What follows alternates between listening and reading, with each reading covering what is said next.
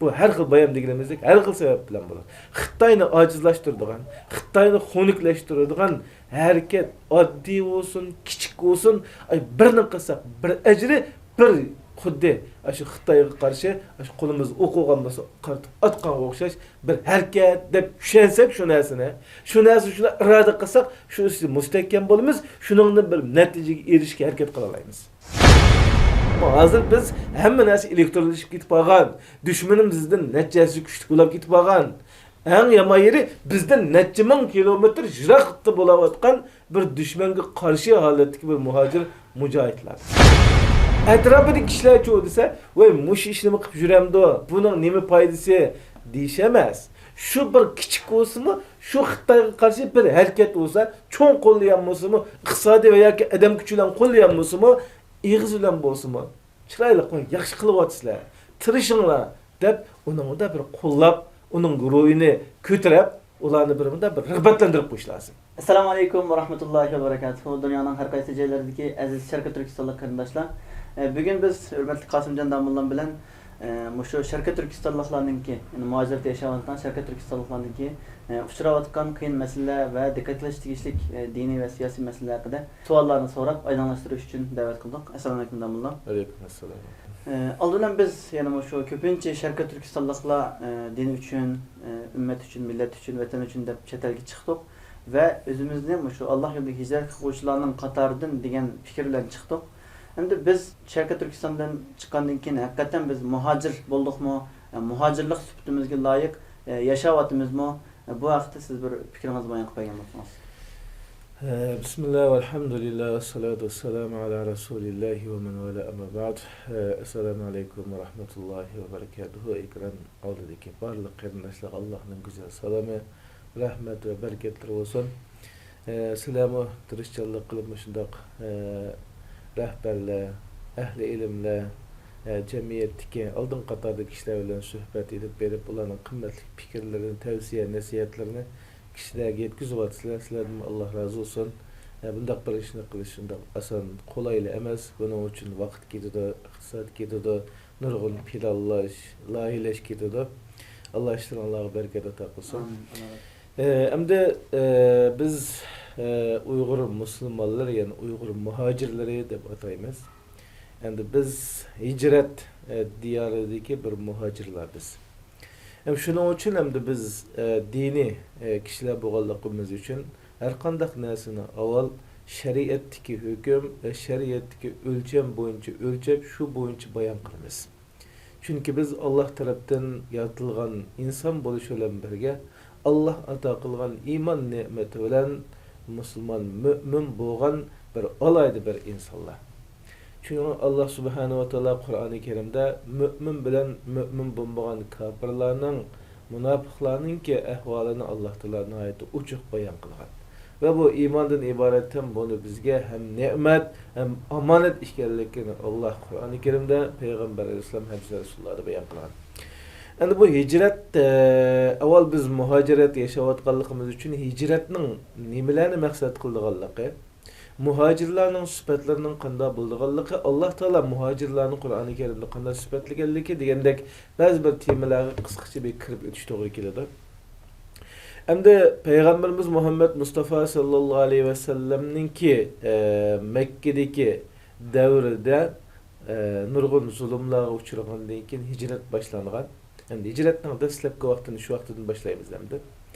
Endi hijrat deganda olimlar ikki qismga bo'ladi. Biri hem de bu hicret degen yani terk etiş, taşlaş degen bo'ladi. Biri cismani, ameli bo'lgan bir hicret deydi. Bu deganlik bir jutdan yana bir jutga yutkilib ketish degan bo'ldi. Bir o'rindan. Yana biri hal yoki ma'naviy tarafdan bo'lgan yutkilish. U bu nima desa, ya'ni cheklangan narsalarni tashlash. Hem de beden bilan bo'lgani Peygamberimiz Muhammed Mustafa sallallahu aleyhi ve sellem'ninki Mekke'den dastlabkilar Habestan'a kin Peygamber Aleyhisselam'ның buyuruşu bilan Medine'ge hatta Peygamber Aleyhisselam özümü Mekke'den Medine'ge hicret qilib jutni tashlab bağallıqlıqqa örnek şu.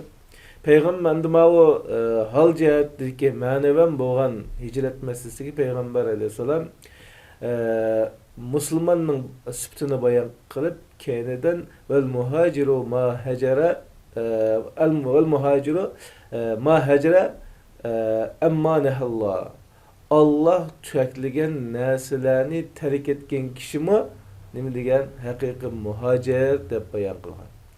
Buningda nimani ko'rib olaymiz deganda, yana islom shariati shu badaniy holatda bir yerdan bir yerga ketishning o'zini hijrat deb atsa, yashayotgan yerlarda Allohning rasuli to'sqan narsalarni tashlab, shu narsalarni qilmay, şu narsalardan saqlanib o'zini shuningdan yiroq tutganligini nima deb ataydigan hijrat va shularni muhojir deb ataydi. Endi bizning bu yerga hozir maqsad qilayotganim qaysi desa, jutni tashlab ketish.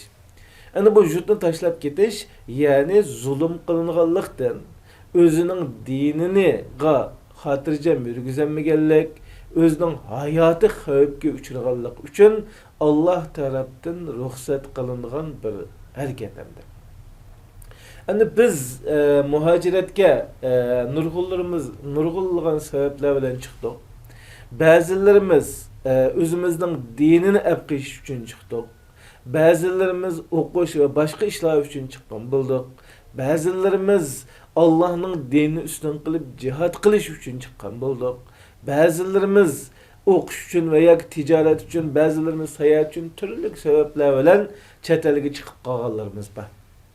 Ba'zilarining dastlabdan tortib hijrat shartiga tushgan va hijratni maqsad qilgan bo'lsa, ba'zilarimiz uningdan keyin, uningdan boshqa ba'zilarimiz ba'zi bir dunyoviy, ba'zi bir sabablar bilan chiqib turib qoldik endi. Umum ilib etgan vaqtida biz shu yurtimizni tashib etdik. Ba'zilarimiz berishdan ansirgan bo'lsak, ba'zilarimiz nəhayət bir güclənib şu vətənni müstəqil qılıb qayıtışını məqsəd qılğan bolduq. Hər xil sifətlər bilan çıxqan bolsaq, amma biz bir muhacirət həyatında öz vətənimizni tərk etib, öz vətənimizdən jiroq holatda yaşayatımız endi. Endi bu hicrət qılğanlarınki sifətləri Qur'on-i Kerimdə nurg'unlagan bayon qilingan. Peyğəmbər əleyhissalam hədisdə köp bayonlarni qılğan. Biz bunun cho'nqurlab kirmaymiz. Hem de Allah Subhanahu ve Teala Kur'an-ı Kerim'de bir ayette birkaç ayet var. Hem de şu ayetlerin içinde bir ayette Allah Subhanahu ve Teala muhacirlerin ki altını ispatlab deydi ki vellezine haceru fillah min ba'di ma zulimu. Şu ayetni her okusak özüm şahsen okusam ne bizginin altımızga o'xshashdek tushunilib qoladi. Yani zulümge uçurgandan keyin öz vatanlarini tashlab boshqa diyarlarga hijrat qilib ketganlarga kelib qolsak, ularga Alloh subhanahu va taolo lanubawwi annahum fid dunya hasana va la ajrul ahirati akbar va la ajrul ahirati akbar. Mana yani özünün yurtlarida zulümge uçurab, özünün dinlerini yaşatamay, xotirjam ibodat qilolmay, hayatını saqlayamay veya ki mal dünyasıga xotirjam bo'lolmay, Allah'ın dinini ep geçip, özünün Allah tarafından berilgen şu abroyunu, cenini ep geçip, başka yurtga çıkıp ketkenlerge kesek, ularga Allah subhanahu wa ta'ala şu jabbat atqanlık üçün şu dünyada mı nayeti yaxşı orlarını Allah Teala orlaştırıp birdi. Eğer ular bildiğin bolsa, ahiretteki ecir savaplarımı nayeti kattı bulup getidi dep bir mukaffatını Allah bayan qilib qo'ydi. Dünyada mı nurgun yaxşılıklarga erişidi, ahirette mi şu nurgun yaxşılıklarga erişidi. Ama bu hicret qilganlarning ki nimalarni qilgan vaqtida bunga erishidi desa, ularning sifatları allazina sabaru va ala rabbihim yatawakkalun. Mishal bir ikki shartni qo'yib qo'ydi. Bular şu hicret diyarida uçurgan barliq qiyinchilik, musibatlarning ustidan g'olib keladi. Yani sabr qildi degan, uning chidab maqidaydi deganlikni maqsad qilmaymiz. Yani şunda qiyinchiliklar, ig'irchiliklar kelsa, shularga chidab uning ustidan qanday qiladi? G'olib keladi. Ve her qanday ishda Rabbi bo'lgan Alloh subhanahu va taologa tavakkul qiladi. Qanday qilgan o'zining Rabbi bo'lgan Allohga tavakkul qiladi. U yoqqa bu yoqqa emas. Birinchi har qanday qiyinchilikni yengdi ve shundaqla Rabbi bo'lgan Alloh subhanahu va taologa qanday qiladi? Tavakkul qiladi degan. Yani bir ayette Allah subhanahu ve taala mana şu ayetga munosib holatda degan desa, muhojirlarning hijrat qilganlarni maqtab va hijrat qilganlarning sifatini bayon qilib deydi-ki, innallazina amanu vallazina hajaru va jahadu fi sabilillah ulaika yarjuna rahmatullahi vallahu g'afurur rahim. Bu hijrat qilganlarning şartı birinciden bula. Elaq mukaffatlarga erişalaydigan Allah'ның rahmetiga, Allah'ның nusratiga erişalaydigan muhacirlarning sifati ular Allah'a haqiqiy iman etganlar. İman etgandan keyin yuqorqidek zulm va ba'zi bir eg'irchiliklarga uchrab, uning sababidan o'z yurtlaridan musofir sarkardan bo'lib ketganlar. Ve chiqitish bilan birga shu o'zining turmush halakchilik bilan bo'lib ketmasdan vajahadu fi sabilillah. Allah yolunda cihat kılarlar.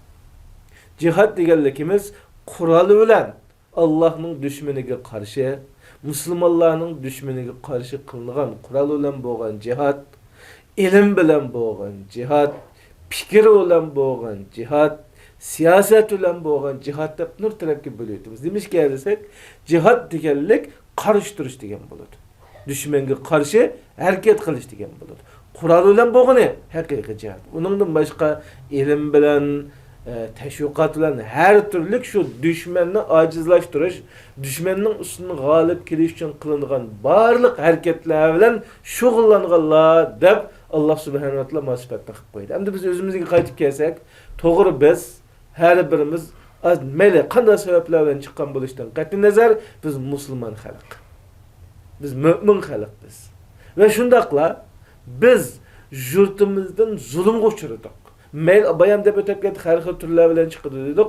Shu turlar bilan chiqqanlarmi, gerçi masalan hijratni mishaylik hijrat qilib vatanni qaytadan bir mustaqil qilib kirma deyishni maqsad qilmay chiqqan bo'lsa-mu, vatanni nimaga uchraganlar ishlar? Zulmga uchraganlar. O'qishida erkin, ozoda ibodatlari bilan ibadet qilgan holatda, ayollari hijobli holatda, erlari sunnatlik holatda o'qishini davomlashtirmagan. Allohning dinini, hadis Qur'oni Karim hadislardan diniy o'qishlarni o'qiy olmagan. Ve shundaqla yana aşı diyarda halal holatda bir to'g'ri shaklda bir tijorat qilishni xotirjam qilolmagan. Mana mushlar tufayli yani boshqa yurtlarga chiqishga sabab bo'lib qolganlar. Yani elip etip kalsak, ana aşılamı şu Xitayning zulmüge şu vatanimizde uçurganlığı üçün, şu zulümlarının neticesi sırtlarga çıkıp her xil sebepler bilen kep kalgan bolsumu, yeni şularda yani muhacirlik sıfatları joğa, zulüm uçurganlığı üçün yukarı ayetine hüküm boyunca bak. Ular şu yerde zulüm uçurgan. Çıkıp ketkenlik kim hazır mı kanda kılıvatı dene, zulüm uçuravatı da. Hoş. Endi bular yuqorqi oyatning hukmi bo'yicha qanday qilish kerakkan deganda, muhojiratdagi turli qiyinchiliklarni yengish kerak, sabr qilish kerak. Shunga har qanday narsaga shariatimizda o'rnak bor. Masalan, Payg'ambar alayhisolamning muhojirlarimi Rasululloh bilan kelgan Habasistonga ketganlar, bu to'g'riliq har bir tafsilotga kirsak vaqt sal uzrab ketib qoladi. Hamma biz bir musulmonlarga nurg'ulgan qitim so'zlangan bilimiz nurg'un qiyinchiliklar uchragan. İqtisadi cihetten qiyinchilik, siyasi cihetten mesela Habasistonda nurg'un qiyinchiliklarga uchragan, yeklengen, u yerdagi xalqlar o'rsiga olmagan, hatto masxir qilgan, chetga qoqqan, biz muhojirat uchrayotgan barliq qiyinchiliklarga Rasulullohning davrida hijrat qilganlarmi qanday qilgan? Uchragan ularmi? Ama ular qanday qilgan?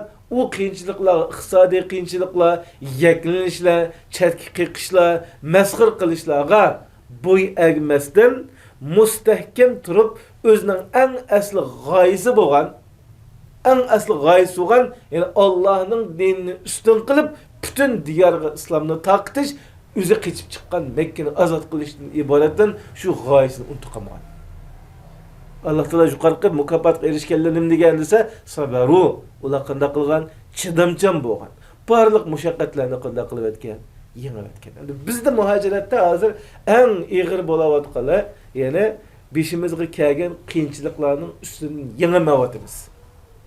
Biz mesela nurg'unlarimiz iqtisodiy qiyinchilikka, oila, bolalar nurg'un sabablarni o'tirib qo'yayotimiz. Biz uni nimaga o'lcham qilyapmiz? Turkiyada yashayotgan yerlik xalqlarga o'lcham qilyapmiz. yerli xalqlar alanlıq biz alanmayotganligimiz, kiyinmayotganligi, hey deganlar biz deyilmaganligimiz va yoki iqtisodiy sharoit yaxshilarning qilganlarini biz qilmaganligimiz iboratdan ba'zi narsalarni oningga selishtirib, o'zimizni tövallatib, shuni o'zimiz tushkunlashib nurg'un narsaga bardoshlik berolmay, asli g'oyamizdan, vazifamizdan, mustaqillikqa bo'lgan intilishimizdan, dushmanga bo'lgan g'azab, nafratimizdan, uningga qarshi chiqish maydonlarimizdan suslab ketib boramiz. Chunki biz o'lchamni qilib oldik. Biz bularga o'xshamaymiz-ki. Bular bu yerning yerlik odamlari. Agar bizga sahib chiqsa, bular ansarlar, biz muhojirlar. Sifatimiz o'xshamaydi. Ular yerlik, ularning hamma narsasi mishada, ular jafo ta'simi qo'llaydigan urug' tuqqanlari bor. Hatta devleti var, mahallesi var ama biz o'xshamaymiz ki ular silishtirsa xatalashimiz biz. Biz hamma narsamizni tashlab ketgan, urug' tuqqanlarimizdan ayrilgan. Ba'zilarimiz mesela nurg'un qarindoshlarimiz, shu qochoq yo'llar bilan chiqqan qarindoshlarimiz bir nafas ilib olgan bo'lsam, bir zadin quruq shox yesammi, o't cho'p yesammi, mush bir qo'rqinchi tugab bir xotirjam bo'lib olsam bo'ldi deb ketgan qarindoshlarimiz bizga nurg'un so'zlab birgilik. Ama yine şu qarindoshlarimiz miya kelgandan keyin desa, o cho'p yeydigan o ishlarni unutib kelib, hozir lyuks holatda oliy yashashdan iboratdan orzu umidlarga kirib ketganligi uchun o'zining nurg'un maydonlardan, nurg'un g'oy maqsadlardan tiyib ketib bordi. Buning asosiy sababi yuqorgi oyatdagidek sabr qilolmay qoldik. Qiyinchiliklarning ustidan g'olib kelamay qoldik. Men eng tashabbus qiladigan muhojiratdagi qarindoshlarga biz o'zimizni yerliklarga va yoki boshqa xotirjamlarga selishtirsak xato. Ular muhojirat emas. Biz muhojirlar. Biz ularga o'xshash, unda o'xshash yazsak bo'lmaydi hatto. Chunki bizning nurg'un g'oyamiz va ustimizda mas'uliyat, majburiyatimiz bor. Ikkinchi biri shu sabr masalasiga alohida diqqat qilishimiz kerak. Har qanday narsaning ustida g'olib kelishimiz kerak. Shundaq ba'zi yerlarda bir ko'nglimiz yerim bo'lib sal yenib qolsak, darhol ashadagi zulmni eslashimiz kerak. Ey, mening qarindoshlarim bir mo'min yavatamda, yemayotamda. Kamplarda. Ashlar bir uchuq optab yo'riq ko'rayotamda, ko'ramayotamda. Ular beshini bilan bir tik tutib qaralatamda, birisi qarayamayotamda. Ashlarni o'ylagan vaqtida nurg'un qiyinchiliklarga ustidan g'olib kelib bo'ladi. İkinci biri, ular Allah'a o'zining Rabbiga tavakkul qilganlar deydi. Bizning nurg'un masalada tavakkülçülük ruhi bizni tugab ketib qoldi. Rasulullohning sahobalarining tavakkulligini biz shunda bayon qiladigan bo'lib qolsak, biz hech narsa yo'q bo'lib qolamiz. Ular ajoyib tavakkulchilardir. Qur'oni Karimda Alloh taolo Allohga tavakkul qilganlarni nurg'un o'rinlarni sifatlagan. Peygamber aleyhisselam'ı tevekkül qilganlarni hattoki bir qushni misol qilib, agar Allohga haqiqiy tevekkül qiladigan bo'lsa, xuddi bir qushdek deb bayonga qush etdiganda chiqsa, quruq qadaq kiloda, qo'sqitoq kechdi kiloda bir uch chiqib u yerdan terib. Alloh taolo haqiqiy tevekkül qilgan bo'lsa musulmonlar, Alloh o'yilmagan yerlardan rizq beradi deb sifatlagan. Biz Allohga har vaqt tevekkül qilsak, ziyon topmaymiz. Chunki biz ixlos bilan Allah'a kılgan tevekkülümüzden erişsek mi sevap, erişemesek mi sevap. Kuddu mücahit kokşaydı tevekkül kılıçlar. Allah düşmanını galip kılalasa gazi olup sevap alıdı. Mağlup olup kapkası şehit olup Allah'ın en güzel nimetiga, en güzel mertebesi yeterliydi. Muhacirdeki mesela tevekkül kılıçlar açıyor dese, tevekkül kılsa Allah'ın rızalığını gözlep, eğer şu tevekkül kılgan işten yenilse, galiba kılalasa, ona erişiyor hem tevekkül kılganlık için var. Kılanmasa mı çoğu dese, mağlup olsun mu? Mağlup olmalık Allah subhanahu wa ta'ala, Allah'a tevekkül kılıp hareket kılganlık için Allah çok bunun ecri verir. Şunun için ikinci bizden asası tevekkül kılışımız gerek. Hem keyinki ayetki bağlığa vaktimizde müminlik süpütü bizde tepildi. Hicret qilish süpütü bizde tepildi. Allah'ın dinini üstün qilish üçün jihad qilish köpünçimizde tepilgandı mı? Boşup ketip algan, kündün kuniga ajizlab ketip algan. Her qandaq narsani shu natijaga bağlanib algan. Masalan, bir teşkilat qurilsa yoki bir faoliyat qilinsa, u mag'lub bo'lgandan keyin ularni boşup ketganlik, atrofidagi odamlar boşup ketganlik. Voy, bundan pay chiqmaydi ekan. Yani bizningki ahvolimiz o'xshamaydi. Biz degan hozir 21-asrda turyapmiz. Ba'zi narsalar hatto Rasulullohning davridagi natijalarga ishda xulosalab bo'lmaymiz biz. U vaqtida nurg'un narsalar qulay bo'ldi, ammo hozir biz hamma narsa elektronlashib ketib qolgan. Dushmanimizdan natijasi kuchli bo'lib ketib qolgan. Eng yaman yeri bizden neçe ming kilometr jirakta bo'layotgan bir düşmanga qarshi holatdagi bir muhacir mujohidlar biz. Shuning uchun biz bir kichikroq ishni qilib va ayak ishni qilib yoki ma ishni qilib men buningga bir natija chiqmadi yoki bir mablag' sog'an bo'lsa yoki yordam qilib bu qamlashmaydigan ishga qo'yinglar deb uni bizga tashlab qo'yib yangidan bir ishni qilib uni azroq menib va bomba deb uni tashlab o'tib nurg'un ishlarni qilib ketdik hamda biz nechilar yoqi. Nurg'unlarimiz hatta hammamiz bizdan tortib nurg'un narsalar aqllangan bo'ldik, bir narsani tushungan bo'ldik, xatoliklarimizni to'nigan bo'ldik. Yangiyachilikda biz davlat qurib baxmagan, mustaqil bir davlat yashab baxmagan, tashkilotlanib baxmagan odamlar bo'lganligimiz uchun nurg'un xatoliklar yuz berdi. Muhimi nima desak, nerede xatolashgan bo'lsa, xatoni to'liq aman yenishning o'zi foydaga aylandi. Türkçe bir gap var. Zararının nereden yansang o kar yani payda aylandi da. Yani biz nurg'un narsalarni aldiroqsanlik bilan emas, sistemli holatda, natijalik plan bilan asta kasimi natijaga aldirib ketmasdan biz masalan 2017-yildan boshlangan bo'lsa, nurg'un Xitoyga qarshi faoliyat, namoyishlar, tashviqotlar, nurg'un harakatlar bo'ldi. Bo'lgan bo'lsa bir necha yildagi namoyishning foydasi yo'q ekan-ku. Mesela, vay teşvikatların payesi yok yango. Nurg'un narsalarni deb ketdi. Hatta mesela başka yerni aylıp kelganlar var, konsulning oldida nurg'un faoliyatlarni qilganlar var. Yani uning payesi yok yango. Yani o qisaqlab mustaqil bo'lib ketadigan ish emas asli o. Şu mustaqillikning qilinadigan harakatlarning qatoridan birisi. Şu orqali bir peshtaxchi kelsak, necha ming peshtax qo'ygan bo'lsa, palampay. Şu palampaydan birga chiqqan bo'lishimiz mumkin. O birga chiqqanlik, necha mingga chiqqanlik bo'lmaydi-ki o. Birga chiqib qo'ydik. Qilmagan bo'lsak, joyida qilinaveradi. Qildik, bir peshtax qo'sim chiqib qo'ydik. Namoyishlarni qilib, yana bir peshtax chiqqan bo'lishimiz mumkin.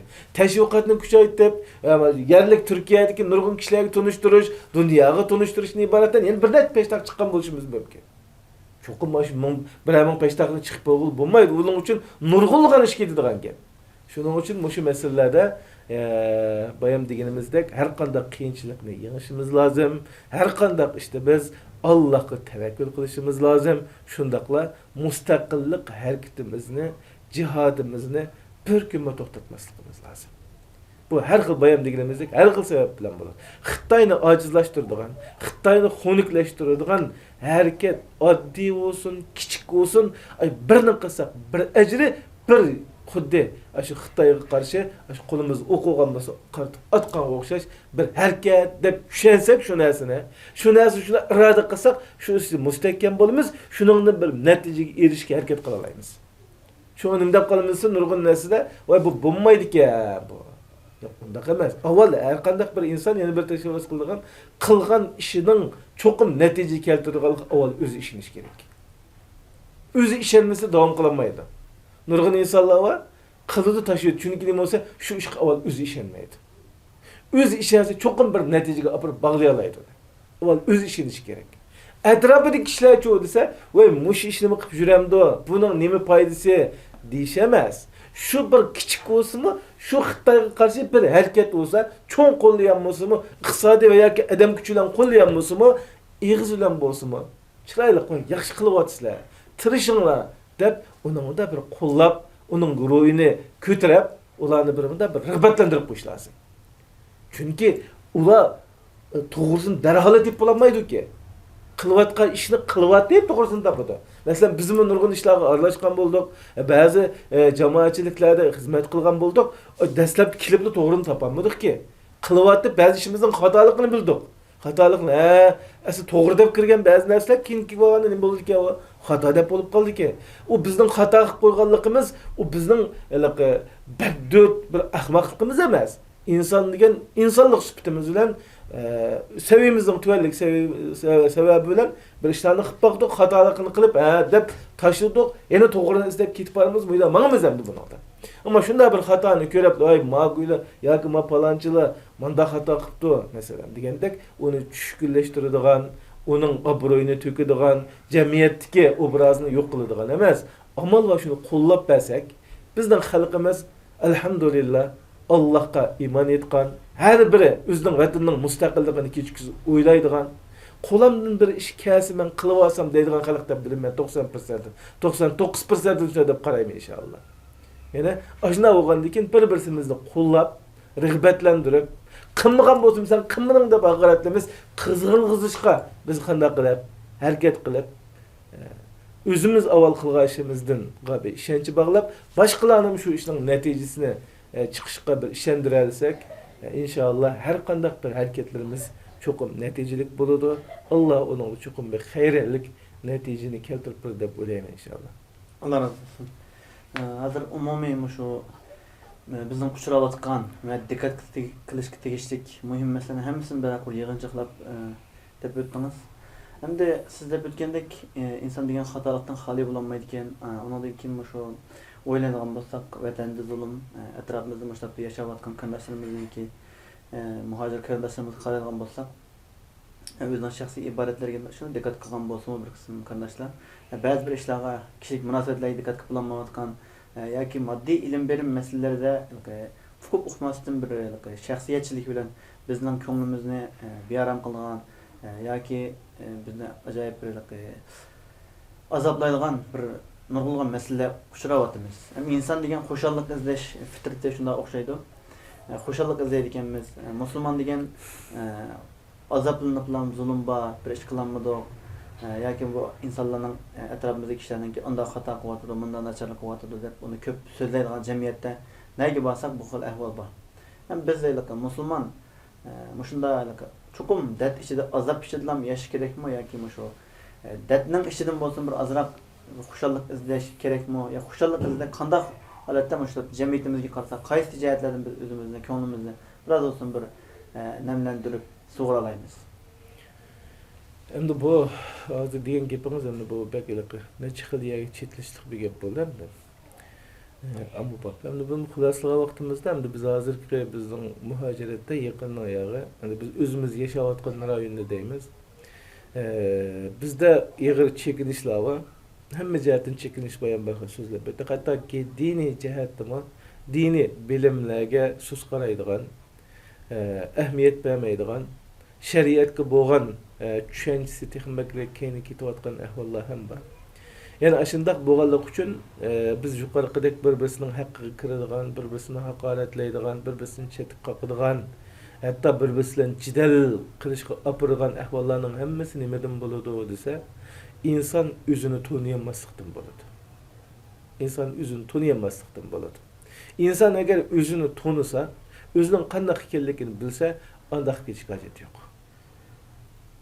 Özün tanıgan özüne ait acizliğini, başkaları bir yoğançılık kıdak halını yoxluğunu, asli özünün halı bilen bolsa boluduğanlığını, hamma adamga asli yaxshi muomala qilishning kerak ekanligini, özünü tanısı deganlik o nereden keldi? Qanchalik vaqti var?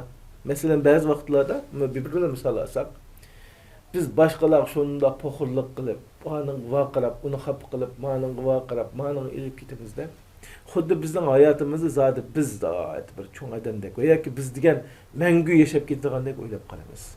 Ko'ryapmiz muhojiratdan nurg'un qarindoshlarimiz yash holatda bu dunyodan xo'shlashdi biz bilan.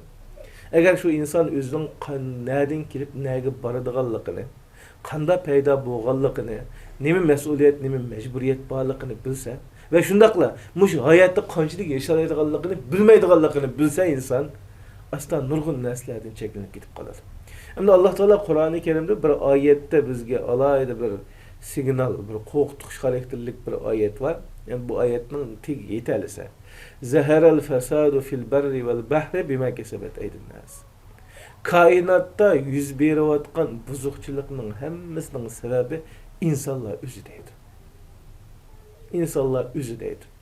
İlib etadigan bo'lsak, masalan bir davlatning buzilib ketishining sababi nima bo'lsa, shu yerning mas'ullarining yoki shu yerdagi ma'murlarning, xizmatchilarning, shu yerga munosabatli odamlarning hamma tarafining buzilib ketishi, masalan, moliya taraf buzilsa, moliyadan chataq chiqadi. Davlatning qo'g'dash qismidan chataq chiqsa, bexatarlik sistemasidan chataq chiqadi. Masalan, başları, masalan, reisden çatak çıkıp qolsa, o'tirib chuvalchaqliq, parchalanish kelib chiqadi. Xalqida pasatchilik yuz berib qolsa, shu davlatning ishki qo'llamada nurg'un qurg'oqchilik, har xil sabablar bo'lishi mumkin. Shuning o'xshayotgan bir oiladimi, endi mas'uliyatsizlik bo'lib, oilani misol olsak, bir er bir ayoldan tarkib topsa, er taraf özünün mesuliyetini ada kılmasa, ayal taraf yoki özünün mesuliyetini ada kılmasa, şu ailenin buzuluşuna sebep болады. Yani bu ayetni sözleşki sebep nima desa, biz bir muhaciratda, biz Türkiye'de yaşamayapmiz, biz Türkiye deb emas, biz muhaciratda bütün Şarq Türkistonliklar muhacirat hayatı deydigan bir hayat yaşayapmiz. Muşu muhacirat hayatida biz nurg'un xatoliklarni o'zimiz qilib fasodchilik teryaptik içimizde.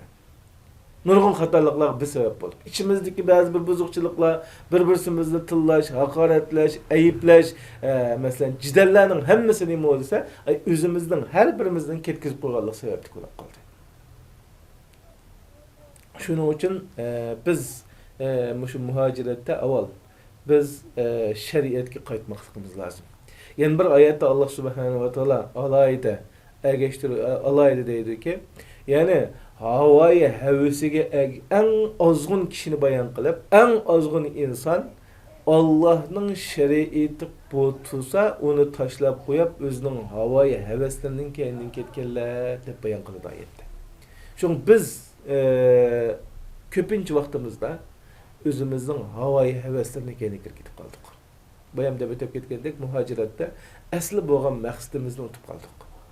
Hicret qanday qilish kerak degan vaqtida Allah'a bo'lgan iymonni kundan kuniga qanday qilish lozim desizlar. Mukammallash lozim. Chunki biz ayrim bir hayotda bo'lganligimiz uchun iymonimiz ojizlasa Allohning rahmati ishra qilishimiz bizda. Iymon ojizlashgandan nima paydo bo'ladi hamda? Gunoh, ma'siyat, xatolik, nima?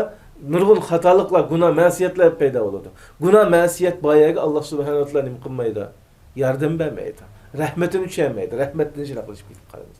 Va shundaqla yana biz muhojiratda bir-birimiz bilan bo'lgan qarindoshlikni kuchlantirishimiz lozim. Peygamber sallallahu aleyhi ve sellem Mekke'den Medine'ye kelipla imani cihetini güçlendirip mescidini saldı. Anı ulanı qarindosh qildi. Hem imani cihetini her vakit ders ötüp ulanın imanını güçlendirdi. Ulanın qarindoshligini güçlendirdi. Şu arqılık Mekke'ni azat qilishni iboratten Medine'deki İslam devletini kuruşluğa asas ul saldı. Biz muhaciratda birinciden imanımızı güçlendirishla birge qarindoshligimizni güçlendirishimiz lazım.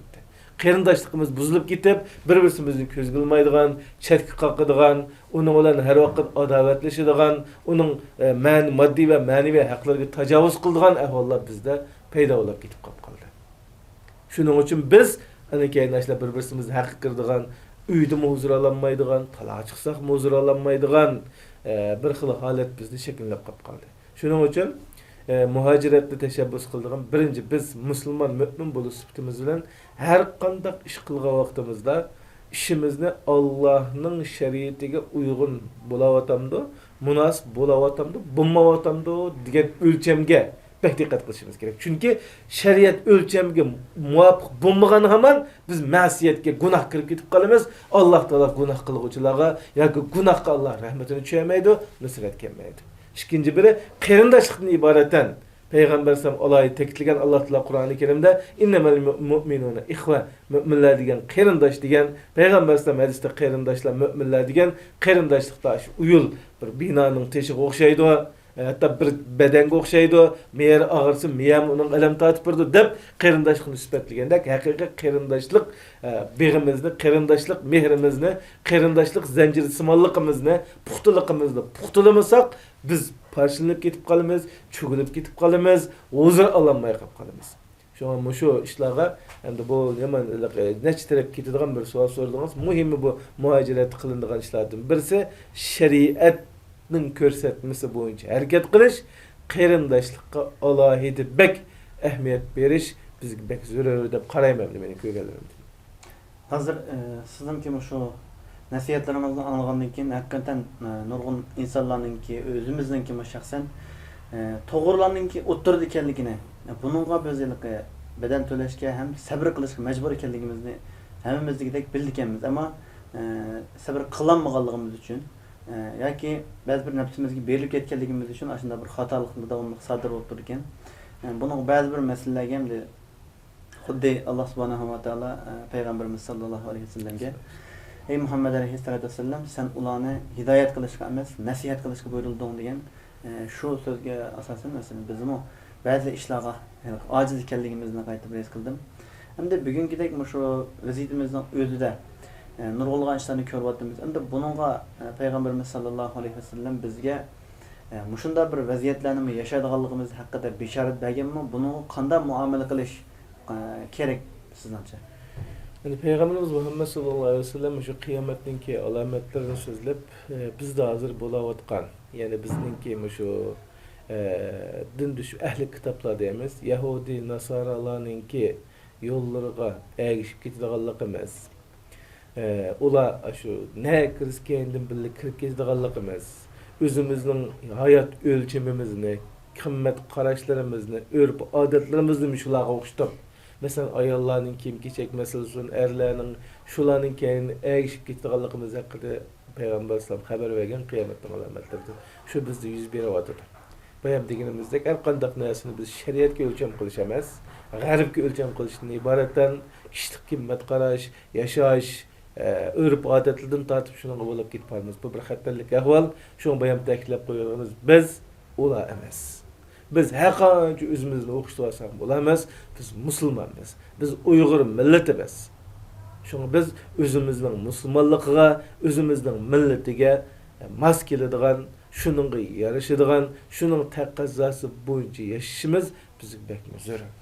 Yana biri Payg'ambarimiz Muhammad Mustafa sallallohu alayhi vasallam bayon qilgan, yana qiyomat kunisida, qiyomat yaqinlashgan vaqtning o'zida biz musulmonlarning nihoyat ko'p ekanligimizni Ama şunda köp turupmu faqatli kuchimizning yo'q ekanligini bayon qilgan edi. Amaliyotda biz butun dunyoga qaraydigan bo'lsak, necha milliard musulmonlarni ko'ra olamiz. Biz boshqa degan Xitoyda nechasi jiq. Shunda nurg'un musulmonlarni ko'ramiz yo, ammo musulmonlarning dunyoda kuchli ekanligini ko'ryapmiz. Va unimi qo'yib qo'yaylik, biz muhojiratdagi Uyg'ur millatining hozir 1 milliondan ishib ketganligini bilamiz. Yani aşında köp sandı durup aşıların bir küçü yok. Mesela ya bir alayda bir Uygurlarning neskin deb ko'radigan bir o'rin az sharoitimiz yok. Ya iqtisodiy manbasken deganimiz yok. Yoki mushlar bir birlik varken hamma qo'llaydi ekan, aşının gapini anglaydi ekan degidek bir ahvolimiz yok. Mana buni ko'ryapmiz. Mana bu qiyomatning alomatlarining qatoridan. Endi biz buni qanday qilishimiz kerak? Buni qiyomatning alomati deb taslim bo'libla, mana jurib ketamizmi? Yo'q. Shariatda ko'rsatgan birlik, to'g'riliq, bir-birimizni qo'llash to'g'riliq, yaxshi xayrlik ishlarda xuddi Alloh taolo ta'awanu bil birri va taqvo, yaxshilikqa hamkorlashinglar, hassi qo'shinglar deganga o'xshash. Payg'ambarimiz Muhammad Mustafa sallallohu alayhi vasallam musulmonlarni misol qilib, musulmonning orqasidan ish qo'ymaydi, uning orqasini ko'lamaydi, uningga hasad qilmaydi, uningga zulmga uchratmaydi, zulmga uchrab qolsa uni yordamsiz qo'yib qo'ymaydi, uning bilan uyul tashdek birga bo'ladi degan sifatiga o'xshash xuddi payg'ambar sallallohu alayhi vasallam deganda kunu ibadallohi ihvana. Sizlar Allohning haqiqiy qarindosh bandalari bo'linglar. Bir-biringlarni yordamsiz qo'ymanglar. Bir-biringlarning keyindan gap qilmanglar. Bir-biringlarga ortiq g'azab qilmanglar, hasad qilmanglar degan ana shu ko'rsatmalarga alohida ahamiyat berib, o'zimizning muhojiratdagi birligimizni, bir-birimizga bo'lgan mehr muhabbatimizni, bir-birimizga bo'lgan kuyunishimizni, hamkorligimizni, qo'llashimizni biz alohida keltirish uchun harakat qilmoqimiz lozim. Masalan, yana shu 2017-18-19 ga qadar bir qarinishimiz bir ish bo'lib qopti desa, darhol shu ishni biz her cihetten hemkarlaşıp derhal bir taraf kalalaydık. Hatta ki bazı bir faaliyetlerim şundak bir faaliyet varken, muşlanga maddi cihetten manda bir iqtisat kamken veya ki edem azken dese bir demde edem mi çıktı, iqtisat mı çıktı, o neçe bin dolarlap, neçe yüz bin dolarlap nurgun işlerini bitengen kalık biz. Ama bağın sırrı mı olap gitip varımız diye vakti bağın sırrı ümitsizlenip gitip varımız. Özümüzden mesuliyetini unutup kelavatımız, bir-birimizde onun paydası yokken bu bayam degenimizdek. Çünkü ya onun çokum paydası var. Biz paydası var dep kılsak, onu çokum kılımız, neticesini Allah'tan kütümüz. Hareket kılış bizim kolumuzda. Neticesini veriş Allah'ın koludur. Toxtamaslık lazım. Mesela bu doğruluk çömeylinin vakalikini, kalgaçının su tamçısı kılıp İbrahim Aleyhisselam'ın otunu uçuruşun hareket kalıp uçurameydi. O uçurameydi herkes. Lekin en aşında hareket kısak, aşı hareket Allah'a yetse, Allah şunu kabul kılsa, Allah kadir onu özgürtüyor. Mesela Sovetni ilip alsak, bir keçilik parçalanıp gidip kaldı. Şunun okşa Xitay bir keçilik parçalanıp geçiş mümkün. Biz şunca ola Kural Iraklarni ve ya ki nurgulluğun siyasi uyumlarını kılıp kılanmagan bilen işki tokunuştan bir Allah Teala şunda çıkıp içinden parçalıpla müstakilligimizni geçip geçiş mümkün. Allah qasan. Onda alırken biz Allah bizni buyurgan şer'i ahkamları çın esiliş bilen qarindaşlığımızı puxtulap bir-birimizga mehr muhabbet bilen qarşımız. Mesela yana bir teklif koyduk. Biz şu bir yıl bir-birimizga bir qo'pol tegadigan, chirki qaqqadigan, bir kulimsirash emas, qapqimizni turadigan, ochig'imizni o'zimizning atrofidagilardan oldigan bir psixika yetilib qoldi. Unaqa emas. Mo'minga tabassum bilan qaraydi. Mo'minni kuldirishga, xushal qilishga harakat qiladi. Uning qiyinchiligini yo'q qilib, o'zi yaxshi ko'rgan narsani uning uchun yaxshi ko'rish uchun harakat qildi musulmonning o'sibdi. Shunga Alloh subhanahu va taolo biz muhaciratda yaşayotgan kişilerni öz imanida mustahkam turg'izishni nasib qilsin. Har qanday qiyinchilikni yengib, g'olib kelib, o'zining mas'uliyati bo'yicha harakat qilishni nasib qilsin. Alloh taolo bizni qo'limizdan kelgan iqtidor bilan Allohning dinini ustun qilish, vatanimizning mustaqilligini qo'lga keltirish uchun jihad qiluvchi mujohidlarning qatoridan qilsin. Mushu muhaciratda har qanday ishimizni shariatga uygun holatda qilish bilan birga mehr muhabbatlik o'zimizning qarindoshligini mukammalashga Alloh bizni muvaffaq va muyassar qilsin deb tugutamiz gapimizni.